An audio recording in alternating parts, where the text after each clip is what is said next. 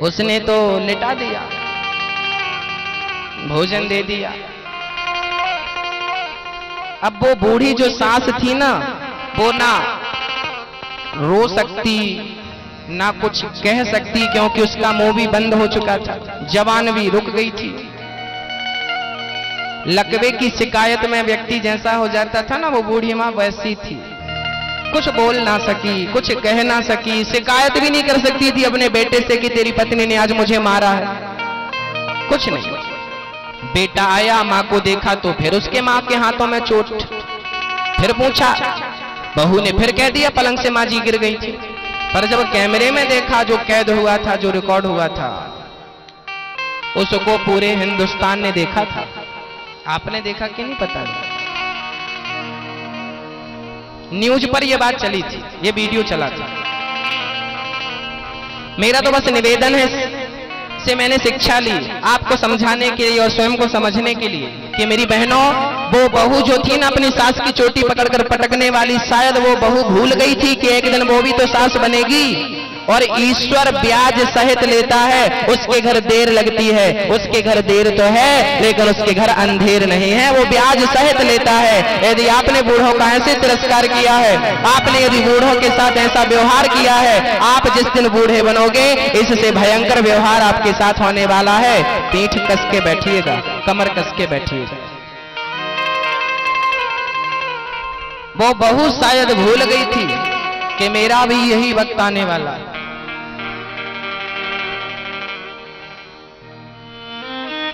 पता नहीं लोग बूढ़ों की सेवा क्यों नहीं करना चाहते।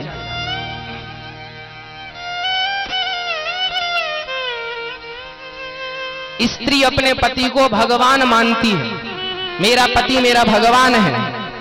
ये भूल जाती हो कि आपके पति का भगवान कौन है? बोलो।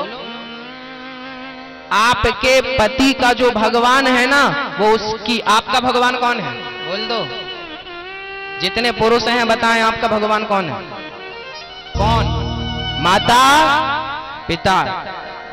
बेटे के लिए उसके माँ से बड़ा भगवान, उसके पिता से बड़ा भगवान, माँ बाप के बाद दूसरा भगवान होता है कि नहीं मुझे पता ही नहीं है। मेरा तो माँ बाप ही सबसे बड़ा भगवान।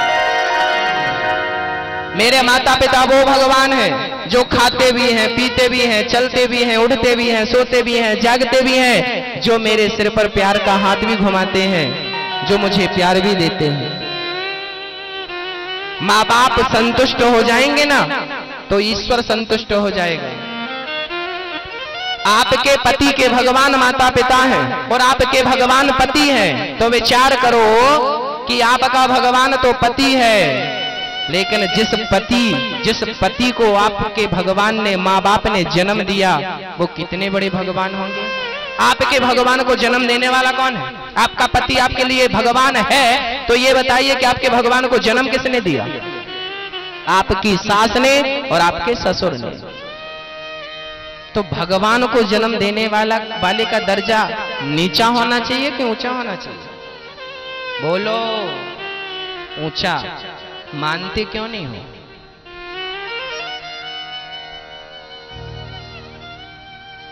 ये बात पूरे देश ने यदि समझ ली, ये देश के हर व्यक्ति ने अपने जीवन में धारण कर ली, मुझे विश्वास है कि आपके घर को स्वर्ग बनने में देर नहीं लगेगी। यदि ये बात आपकी समझ में आ गई तो आपका घर स्वर्ग बन जाए। जहां सुमति तहां संपत्ति नाना, जहां एकता है ना वहीं तो सुख है, शांति है, समृद्धि है। याद रखना, झाड़ू कचरे को साफ भी करती है, लेकिन बिखर जाए ना तो खुद कचरा बन जाती है। आपके परिवार को यदि एक बना करके ईश्वर को पुकारा जाए ना, ईश्वर जल्दी आ जाएंगे, लेकिन आपका परिवार बिखर जाए तो वो स्वयं दुखों का कारण बन जाएगा, दुखों का घर बन जाएगा वो परिवार। इसीलिए एक बन के रहिए, अनेक बनकर नहीं।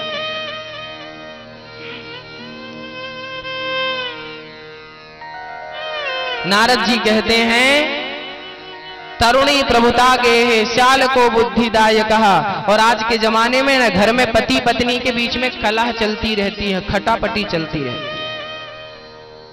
इस दुनिया में सबसे बड़ी बीमारी है शक। बहुत सारे घर तो इसीलिए उजड़ गए शक के चक्कर में। शक जानते हैं? उसको संदेह है कि मेरी पत्नी का किसी के साथ चक्कर है, तो पत्नी को संदेह है कि मेरे पति का किसी के साथ चक्कर है, जबकि कोई चक्कर वक्कर नहीं है, चक्कर में पड़ जाते हैं। मेरी माताओं, मेरी बहनों, जो बोलता हूं खुल के बोलने में ज्यादा अच्छा लगता है, इसलिए सब बोलता हूं। लेकिन याद रखना, इस छोटी सोच के कारण आपका घर टूट जाता है। इस घटिया सोच के कारण, ये निगेटिविटी जो आपके जीवन में है, निगेटिव सोच, नकारात्मक सोच जो है, ये आपके अच्छे खासे घर को तोड़ देती है, चकनाचूर। आपने सुना होगा कि कांच गलती से टूटता है, लेकिन रिश्ते गलतफहमियों से टूट जाते हैं, है ना? रिश्तों की डोर बड़ी नाजुक होती है, रहे मन धागा प्यार का, मत तोड़ो चटिकाए, टूटे से फिर ना जुड़े, और जुड़े तो गांठ पड़ जाए। ये रिश्ते जो है ना बड़े कोमल हैं, टूट जाते हैं, इनको मत तोड़िए, प्यार से रहिए और प्यार से इन रिश्तों को निभाइए। प्यार भरी जिंदगी जी लीजिए। चक्कर में पड़ना है ना तो दुनिया वालों के चक्कर में नहीं, भगवान की भक्ति के चक्कर में पड़ जाइए, नैया पार हो जाएगी। श्याम सुंदर के चक्कर में, जैसे मीरा किसके चक्कर में पड़ गई? मीरा भगवान श्री कृष्ण के चक्कर में ही तो पड़ गई थी। देख लो, आज आप तक जानते हो, आपके गांव की, आपके पड़ोस के कितनी स्त्रियां चली गई भगवान के घर, आप नाम भी भूल गए। लेकिन मीरा 100 साल, कई 100 साल पहले गई, आज तक नाम भूल पाए? बोलिए सरकार, क्या मीरा का नाम भूल पाए? नहीं भूल पाए। ना भूल पाओगे, जब तक ये दुनिया रहेगी तब तक मीरा को लोग याद करेंगे, क्योंकि वो कृष्ण के चक्कर में पड़ गई थी। तो आप भी पड़ जाइए ना कृष्ण के चक्कर में। ये दुनिया वालों के चक्कर में क्यों पड़े हो? क्यों अपना रिश्ता खोखला कर रहे हो? क्यों अपना रिश्ता तोड़ने के कगार पर ले आए अपने रिश्ते को? समझिए, अभी भी कुछ नहीं बिगड़ा, संभल जाइए। ठोकर खाली है आपने, गिर गए हो, लेकिन गिर के संभलना इंसानियत है। हाँ, अभी भी समय।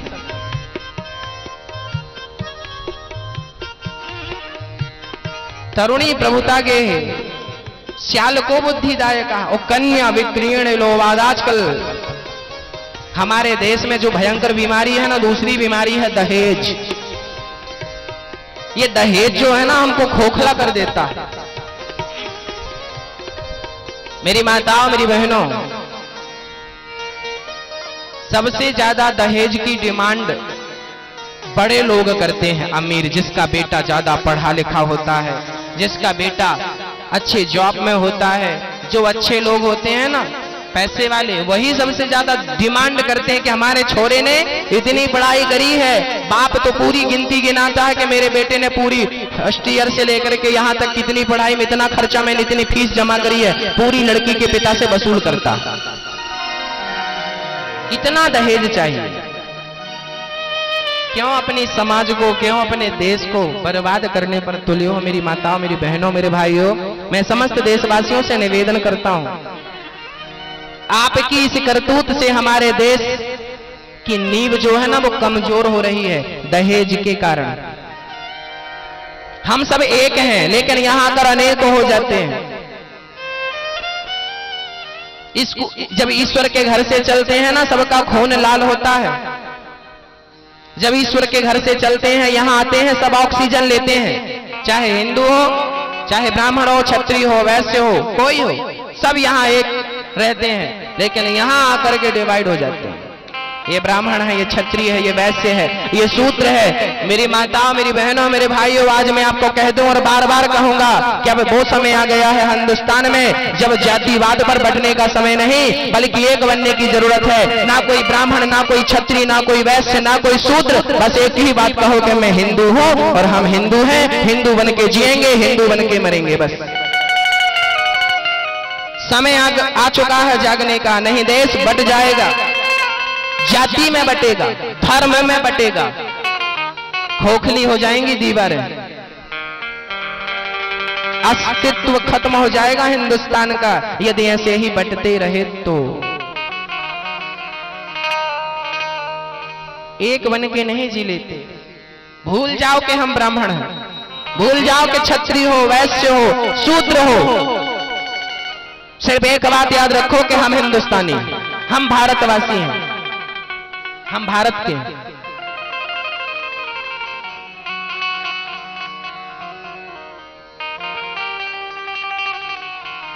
नारद जी महाराज कहते हैं,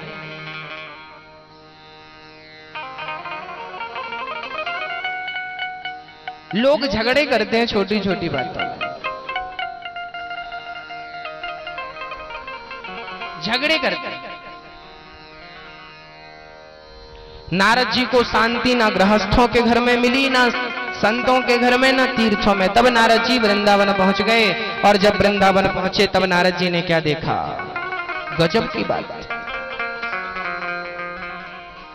नारद जी कहते हैं, एक 16 साल की कन्या खड़ी थी,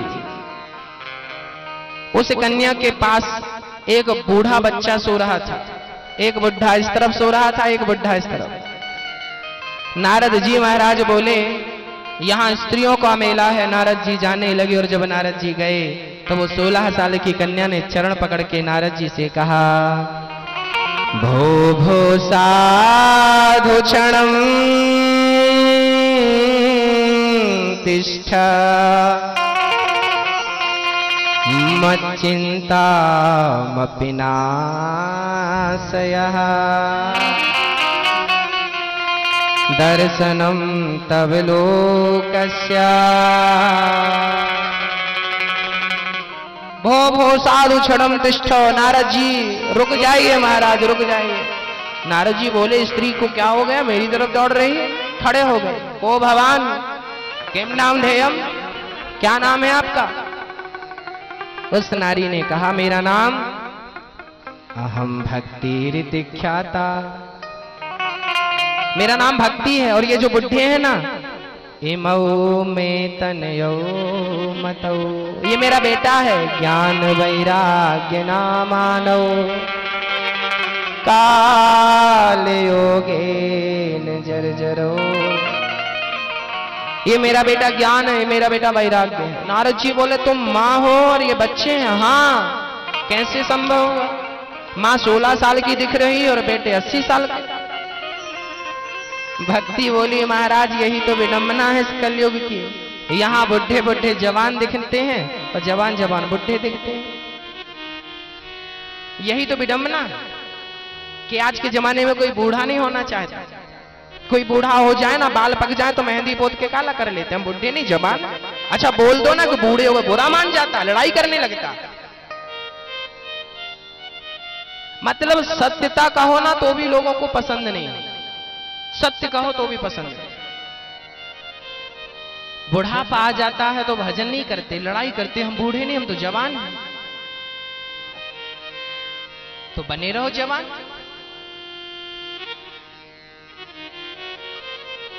नारद जी कहते हैं, ये बुढ़े कैसे हो गए? भक्ति बोली, महाराज ये कलयुग है। इस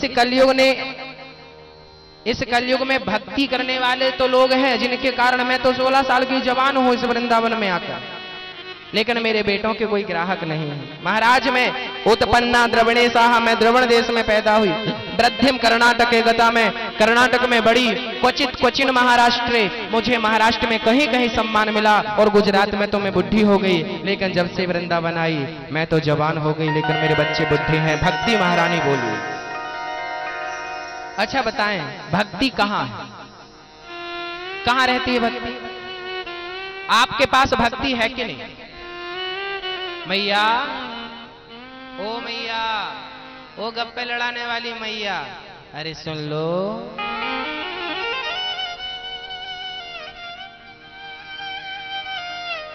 भक्ति कहां रहती है बताओ? कहां रहती है भक्ति? आपके पास भक्ति है कि नहीं? तो कहां? पेट में? पेट में होगी तो पच गई होगी। भक्ति है उत्पन्ना द्रविणे साहम, भक्ति होती है यहां हृदय में। हृदय में भक्ति बसती है यहां। सबके पास भक्ति है, और भक्ति का जन्म यहां होता है हृदय में। उत्पन्ना द्रविणे साहम, इसको कहते हैं द्रविण। और बड़ी कहां हुई भक्ति? वृद्धिम कर्नाटक, कर्नाटक में भक्ति बड़ी हुई। ये कर्नाटक क्या है? कर्नाटक बोले तो कान, ये कान जो है ना, इन कानों को कर्ण कहते हैं। कानों को क्या बोलते हैं? कर्ण कहते हैं कि नहीं? ये कर्नाटक है। इन कानों से भगवान की कथा सुनोगे तो भक्ति क्या होगी? बोलो बोलो, बढ़ेगी, बढ़ेगी। हाँ, कानों से कथा। इसलिए मैं आपको हर साल सुनाने आता हूं कथा, क्योंकि साल भर में आपकी भक्ति कम पड़ जाती है, कम हो जाती है। आ जाता हूं क्योंकि दिया जला के चला जाता हूं, तेल साल भर चलता है, धीरे से खत्म होने को आया तो फिर आगे तेल डालने। सत्संग ही वो तेल है जो ज्ञान के दीपक को जला के हमेशा के लिए रखता है। कथा सुनते रहोगे तो ज्ञान का दीपक, भक्ति का दिया जलता रहेगा, और सत्संग छोड़ दोगे बुझ जाएगा। तो कान कर्नाटक, इन कानों से कथा सुनो, भक्ति बढ़ेगी। महाराष्ट्र में कहीं कहीं सम्मान मिला भक्ति को। ये महाराष्ट्र है शरीर, इस शरीर से कोई भक्ति करता है तो कोई भक्ति नहीं करता, कोई तो अपमान करता है भक्ति का। तो ये महाराष्ट्र शरीर, कोई करता है सम्मान, कोई नहीं करता, ठीक। और गुजरात में तो गजब हो गया, भक्ति बुद्धि हो गई। ये गुजरात क्या है? गुजर गई रातें भजन के बिना, लड़कपन खेल में खोया, जवानी नींद भर सोया, बुढ़ापा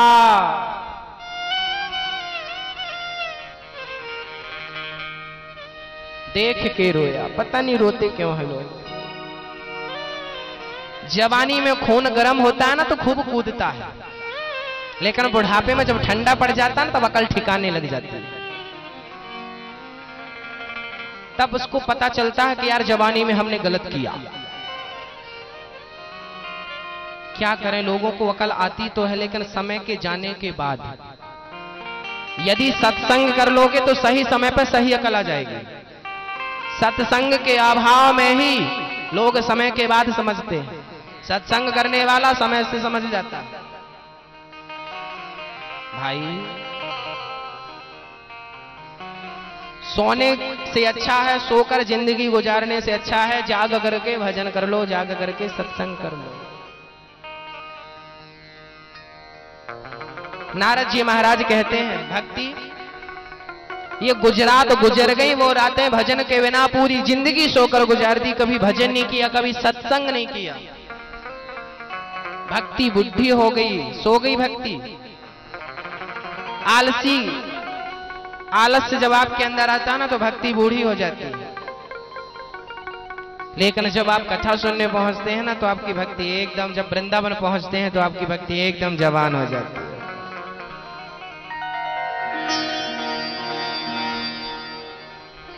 नारद जी बोले आपने मेरे पैर क्यों पकड़े हैं भक्ति महारानी? महाराज मेरे बच्चों को जीवन दान दे दो। नारद जी ने गीता वेद वेदांत सब सुना दिए, लेकिन ज्ञान वैराग्य का दुख दूर नहीं हुआ। तब आकाशवाणी हुई, नारद जी सत्कर्म करो। नारद जी महाराज सत्कर्म की खोज में बद्री विशाल पहुंचे हैं और वहां 4 संत मिले, सनक सनंदन सनातन सनत कुमार। चारों ने कहा नारद जी भागवत सुनवाओ इनको, इनके दुख दूर हो जाएंगे।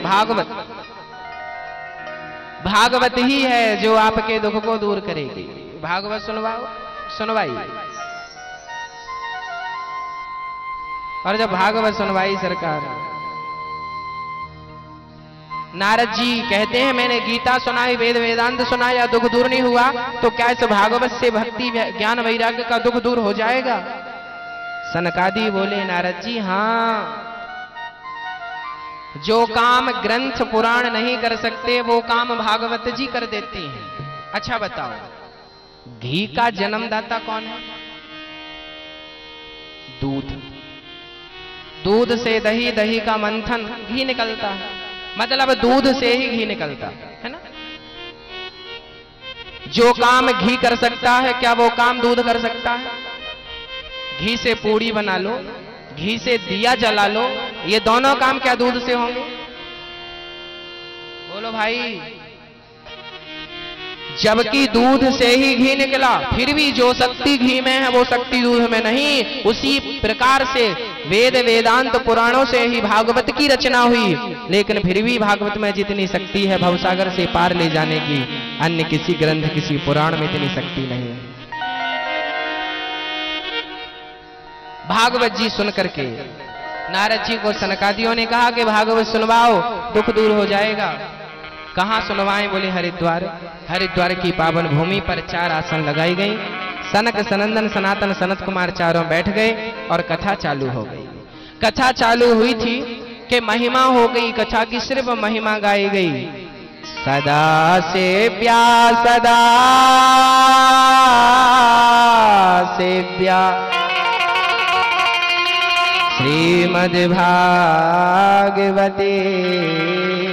कथा, यस्याः श्रवणमात्रेण हरिश्चित्तं समाश्रये। भागवत जीवन में कितनी बार सुननी चाहिए?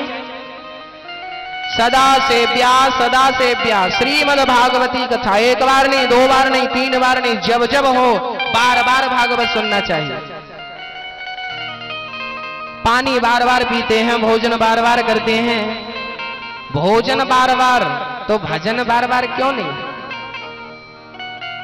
बार बार, रोज, निरंतर, अखंड।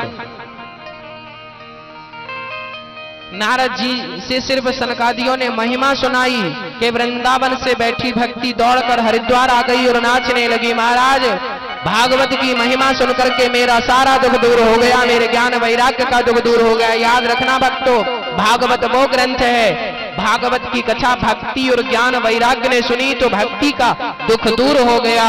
भक्ति जैसी देवी का दुख दूर, ज्ञान वैराग्य का दुख दूर भागवत से होता है, तो हमारा भी सारा दुख दूर हो जाएगा सरकार। भक्ति महारानी खड़े हो गई और कहने लगी, भक्ति सुतौ तौ तरुणौ गृहीत्वा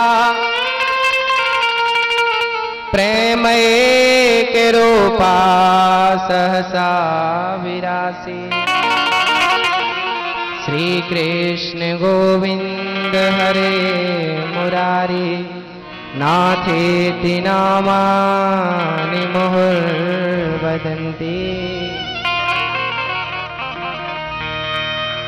भक्ति महारानी नाचने लगी। महाराज मुझे जगह दे दो बैठने की, कहां बैठूं? सनकादि बोले, ये जो भक्त बैठे हैं ना, इनका हृदय खाली है। भक्ति जाओ इनके हृदय में, मन मंदिर में जाकर बैठ जाओ। जो कथा प्रेमी होता है उसके हृदय में सदा भक्ति महारानी निवास करती है सरकार, सदा बैठती है। ताता थैया करके नाचने लगी भक्ति और प्रार्थना करने लगी, ओ मेरे सिर पर रख दो कान्हा, ओ मेरे सिर पर रख दो कान्हा, अपने ये दोनों हाथ। कौन कौन चाहते हैं ठाकुर जी के दोनों हाथ? देना हो तो दीजिए जन्म जन्म का साथ, देना हो तो दीजिए जन्म जन्म का साथ। मेरे सिर पर रख दो कान्हा, मेरे सिर पर रख दो कान्हा, अपने ये दोनों हाथ। देना हो तो देना हो तो देना हो तो देना हो, देना हो तो दीजिए जन्म जन्म का साथ, देना हो तो दीजिए जन्म जन्म का साथ। जन्म जन्म का साथ कान्हा, जन्म जन्म का साथ, जन्म का साथ कान्हा, जन्म जन्म का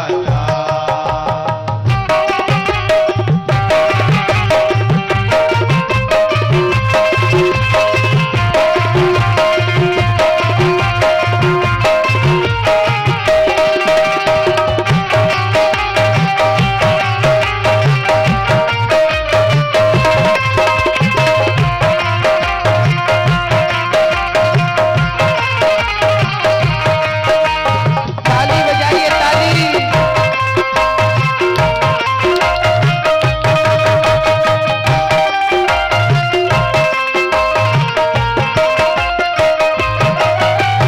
देने वाले श्याम सुंदर दो धन और दौलत क्या मांगो, देने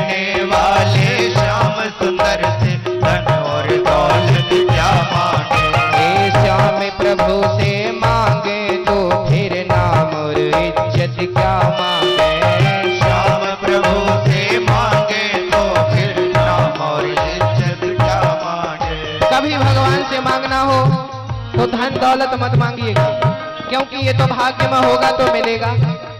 लेकिन श्याम सुंदर की भक्ति भाग्य से नहीं, ये तो प्रयास से मिलती है। इसके लिए जतन करना पड़ता है, प्रयास करना पड़ता है, ध्यान लगाना पड़ता है। और मांगना हो तो क्या मांगिए, जरा ध्यान से। श्याम तेरे चरणों के धूली धन दौलत से महंगी है। श्याम तेरे चरणों की ये मांगिएगा, धन दौलत से महंगी। एक नजर एक नजर एक नजर कृपा के कान्हा नाम इज्जत से महंगी है। एक नजर कृपा की कान्हा नाम इज्जत से महंगी। मेरे दिल की तमन्ना यही है, मेरे दिल की तमन्ना यही है। तेरी सेवा करो, तेरी सेवा करो, तेरी सेवा करो दिन रात। देना हो तो देना हो तो देना हो तो देना हो तो देना हो तो देना हो तो देना हो तो दीजिए जन्म जन्म का दान। देना हो तो दीजिए जन्म जन्म का दान।